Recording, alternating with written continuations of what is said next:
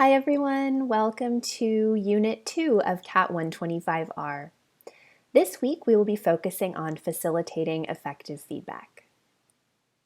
Before we get into this week's lecture material, I wanted to make sure you're all aware of how to view your Zaption tours in full screen. I know it can be difficult to read the material on the slides when you are viewing the videos inside the smaller window in our course website. So if you just click on the lower right-hand corner of the Zaption tours, you'll see a full screen icon, and that will allow you to view the videos in a larger size if you so desire. For this week's video, we are going to be doing a breakdown of the grading for the term. We're also going to take a rhetorical view of the critical selfie assignment, the first assignment you completed for the course. We're going to discuss feedback and collaboration, and we're going to think about the upcoming assignments in the course as well.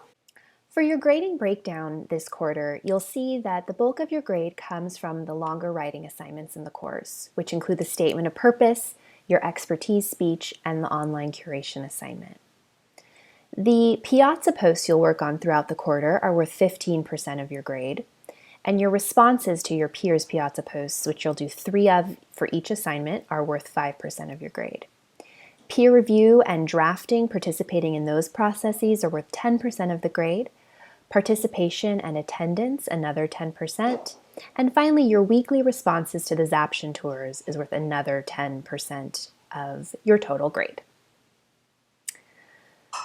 I wanted to start our quarter off thinking about this particular idea from a scholar of rhetoric and writing studies named Don Murray. Murray writes that writing is primarily not a matter of talent, of dedication, of vision, of vocabulary, of style, but is simply a matter of sitting. The writer is a person who writes.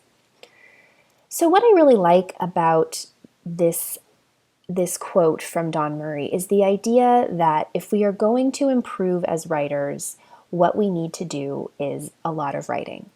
And you all are already very skilled and practiced communicators in your day-to-day life. And that's something we're going to think about already in this course. How are you already communicating rhetorically in contexts, in academic contexts, in work contexts, social contexts? And so as we're thinking about that, we're going to practice those rhetorical skills over and over again in this class in different contexts. You'll write in formal and informal environments. You'll revise that writing. So you're really going to be doing this sitting that Murray calls it, or as we might call it more specifically, practicing. I'd also add to Murray's idea, the idea of context, and that a writer is a person who writes within a context. And within that context, you receive feedback from an audience. And that feedback is really what we're going to be focusing on with the rest of our video today. We talked a bit about rhetoric, defining some rhetorical terms in last week's introductory video. And I wanted to give you one more definition of rhetoric this week. This comes from rhetorical scholar Andrea Lunsford, who says that rhetoric is the art, practice, and study of human communication. And we'll always be thinking of all 3 of these dimensions of rhetoric in this class: the art, the practice, and the study. And you already began that kind of thinking with the critical selfie assignment. So I really enjoyed reading the critical selfie posts that have been completed already, and you all did a really creative job selecting your images and defining why it is you chose them for the different contexts. So it's really apparent to me already that you are getting the hang of how we talk about rhetoric, how we think about rhetoric, and how we think about how our communication has an effect on an audience. So fantastic job with that first assignment. Thinking more about how rhetoric works, one way to approach that is this visual model we have here of the rhetorical triangle. So within the rhetorical triangle, we see we have a purpose or a message, which is produced by a rhetor for an audience. And significantly, as we've talked about, all of that takes place within a context. So the rhetor within a context makes choices that produce a message that may fulfill or challenge the expectations of an audience. If we think about placing the critical selfie within the rhetorical triangle, we can think about the context for that assignment being Piazza, being our class as a whole, the rhetor, you as an individual writing. The purpose or message could be to create dialogue, to begin building a community in our class. And the audience could be yourself, right? The original poster, your peers, TAs, and me, your course instructor. In your reading for this week, Anthony Atkins discusses strategies for successful collaboration online. These strategies will be particularly useful for you as you work on the final project for this class, which is a collaborative curation project. For now, I want you to really think about collaboration in terms of active participation via Piazza and the other forms of peer review that we'll be working on with this class. In your lecture videos from Professor Losh this week, you'll be learning about types of feedback, which include corrective feedback, for example, what's wrong with a piece of writing, evaluative feedback, something like a grade, and facilitative feedback, the kind of feedback that motivates revision. What we're typically used to with online feedback is something most like evaluative feedback.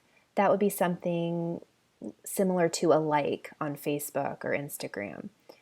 In this class, what we are really concerned with in terms of peer feedback is facilitative feedback, the kind of feedback that motivates revision.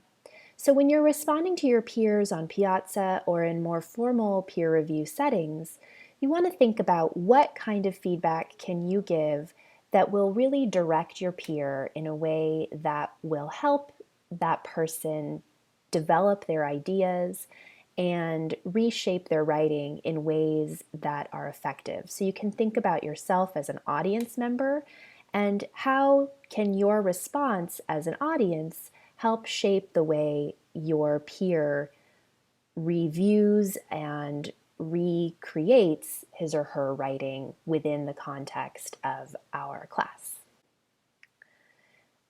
Another one of your Zaption tours this week is an interview with Mimi Ito, who discusses, she's a faculty member at UC Irvine, and discusses affinity groups as communities of practice, how people use online groups to refine, craft, and support rhetorical activities. And we can begin thinking perhaps of our Piazza Forum and this class as a community of practice that is supporting rhetorical activity. The early assignments you've been working on with the Piazza post this quarter are building toward your first longer writing assignment, the statement of purpose. I've pulled out some of the text from the assignment prompt here on this slide, and you can always access the full assignment prompt via the course website, going to the assignments link or through the course modules. So with this assignment, you're asked to address a specific audience and to produce a document such as a statement of purpose that would be provided for graduate school or professional school admission. So what we're really going to be thinking about with this assignment is that rhetorical triangle: purpose, audience, and message. The Understanding the Audience Piazza post that you completed really helped you with defining the expectations of your audience for the statement of purpose.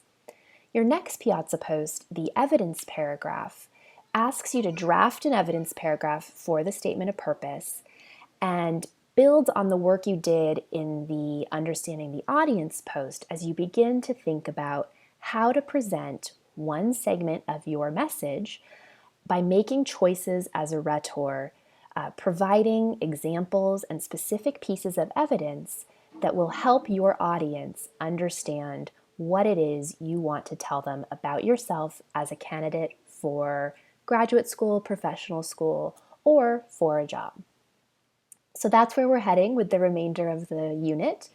As always, if you have any questions, don't hesitate to seek me out in office hours or send me a message via email or Piazza. Have a fantastic week.